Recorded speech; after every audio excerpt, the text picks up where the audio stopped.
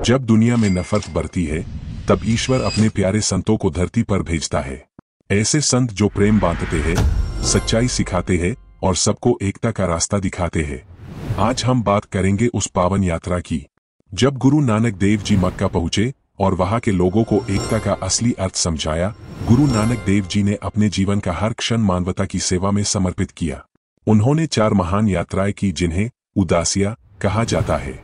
मक्का की यात्रा उनकी पहली उदासी का हिस्सा थी। ये यात्रा सिर्फ एक भूगोलिक भ्रमण नहीं थी, ये थी एक आत्मिक क्रांति। गुरुजी हमेशा एक पवित्र ग्रंथ अपने साथ रखते थे, जिसमें वे अपनी वाणी, अपने उपदेश लिखते थे। जब वे मक्का पहुंचे तो वहां के लोगों ने उस ग्रंथ को उनके हाथ में देखा और सोचा कि यह कुरान है। इसी श्रद्धा से उन्हें मक्का में प्रवेश की अनुमति दी गई। हम पूरी श्रद्धा और सम्मान से स्वीकार करते हैं कि मक्का इस्लाम का सबसे पवित्र स्थल है, जहां सिर्फ मुसलमानों को ही प्रवेश की अनुमति है। हम इस मर्यादा का आदर करते हैं। रात में गुरुजी मक्का में विश्राम कर रहे थे। सुबह एक व्यक्ति ने देखा कि उनके चरण काबा की ओर थे। उसने कहा, अपने पैर अल्लाह की दिशा में क्यों किए हैं? तब गुरु नानक देव जी मुस्कुराए और बोले, मेरे पैर उस दिशा में कर दो जहां अल्लाह ना हो। लोग चौंक गए। उन्होंने गुरुजी के चरण घुमाने चाहे, पर जिस दिशा में घुमाते उन्हें काबा उसी ओर प्रतीत होता। यह कोई चमत्कार नहीं था, यह था एक दिव्य संदेश कि अल्लाह हर दिशा में है, हर जगह है। गुरु नानक देव जी ने वहां के लोगों से कहा, ईश्वर एक है, चाहे कोई उसे अल्लाह कहे, राम कहे या वाहेगुरु, सब उसी परमात्मा की संतान है। उन्होंने कहा, ना मैं हिंदू ना मुसलमान, मैं तो केवल इंसान हूं, एक नूर की किरण। उनकी वाणी सुनकर हजारों लोगों के हृदय बदल गए।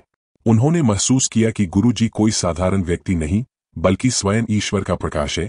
गुरु नानक जी ने यह कभी नहीं देखा कि कोई संत किस धर्म से है। उन्होंने बाबा फरीद जी जैसे मुस्लिम सूफी संत की वाणी को भी गुरु ग्रंथ साहिब में शामिल किया। बाबा फरीद की वाणी प्रेम, विरह और खुदा की याद से भरी हुई है। यह सिद्ध करता है, एक सच्चा संत किसी सीमा में नहीं बंधता।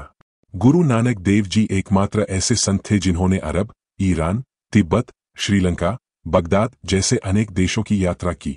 वे सभी से मिले, राजा से लेकर फकीर तक, और सबको प्रेम, सेवा और सच्चाई का संदेश दिया। उनका हृदय इतना विशाल था कि उसमें पूरी दुनिया समा जाए। जब कलयुग का अंधकार गहराया, तब गुरु नानक देव जी का प्रकाश उदय हुआ। उन्होंने बताया, धर्म कोई वस्त्र नहीं, यह कर्म और विचारों में होता है। वे कलयुग के अवतार थे, जिन्होंने लोगों को गलत राह से निकालकर सच्चाई की ओर मोड़ा। आज के समय में जब दुनिया फिर से भटक रही है, गुरु नानक देव जी की शिक्षाएं पहले से भी ज्यादा जरूरी हो गई है। उन्होंने हमें जो रास्ता दिखाया, उन नाम जपो, किरत करो और वंश छको, वह आज भी इंसानियत का सही मार्ग है। हम कितने सौभाग्यशाली हैं कि हमें सिख धर्म की शिक्षा आज के युग में प्राप्त हो रही है। गुरु नानक देव जी के चरण जहां पड़े, वो भूमि पवित्र हो गई। मक्का भी उन पावन स्थलों में से एक है, जहां उनका संदेश, हर जगह वही परमात्मा है, वो आज भी गूंजता है। उनकी वाणी, उनका प्रेम और उनकी सीख आज भी हमें इंसानियत का सही मार्ग दिखाते हैं। हम सब सौभाग्यशाली है कि हम उस गुरु की संतानों में हैं, जिन्होंने पूरी दुनिया को एक ही परमात्मा के दर्शन कराए। गुरु नानक सभी धर्मों के लिए एक प्रकाश। मक्का से लेकर श्रीलंका तक उनका संदेश आज भी जीवित है। गुरु नानक देव जी की मक्का यात्रा ने सभी धर्मों में एक ही ईश्वर का संदेश दिया। उन्होंने दिखाया कि ईश्वर की भक्ति किसी स्थान या रीति रिवाज तक सीमित नहीं है। मक्का में उनके चमत्कारों और ज्ञान ने लोगों को हैरान कर दिया। उनकी शिक्षाओं ने अंधविश्वास और आडंबरों पर प्रहार किया। गुरु जी ने सच्ची इबादत मन की पवित्रता में बताई।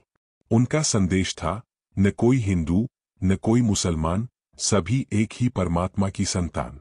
आज भी उनकी बातें मानवता को प्रेम और भाईचारे का रास्ता दिखाती है।